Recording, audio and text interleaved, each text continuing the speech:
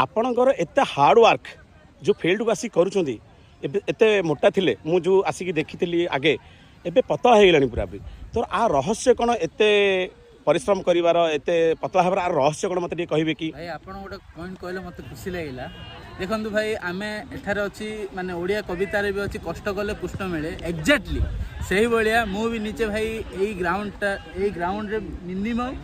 2 time आसिक बहुत मेहनत करछि आ रिजल्ट आपण आगे तो मु भी कहबा सोशल मीडिया को जो माने भाई भौणी माने जो सोशल मीडिया आपण चैनल को जो देखुचंती तो मु कहबा चाहूँगी से जो छाड़तु ग्राउंड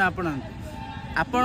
निजे निजे जदि ट्राए करेंगे ना सब किसी संभव हो पार तो मु रिक्वेस्ट रहा से जो छाड़तु ग्राउंड आपणातु आ मोर भाया फिटनेस रूम हेलो जय जगन्नाथ मु वर्तमान काना भाई एक्सरसाइज कर वीडियो आपन को देखली तो मु भी देखुं पूरा भिजिक अच्छी पूरा स्लिम हो सारे तो आम मिसिकी वर्कआउट करुचु आउ एक्सरसाइज भी करुचु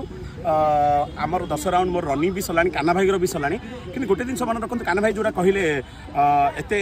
परिश्रम कर रिजन हूँ जे कारण होला ताके बहुत मोटा थिले तो पतला है कि स्लिम है कि एत आसले तो ताको एबे फिट लगुच जोटा कि जेकोसी ड्रेस पिंधले मते फिट लगुच आउ चलवाई आउ जेकोसी जगार माने ठिया होगापी भी लुक आसी जाऊँ जोटा कि ये वीडियो मध्यम आम देखिपारे तो आपण भी से जो छाड़ू फिल्ड को अपना से जो छाड़ू वर्कआउट को अपनातु भाई आसी जातु आम सहित जोड़ी हूँ वर्कआउट को अपना कहली जय जगन्नाथ नमस्कार।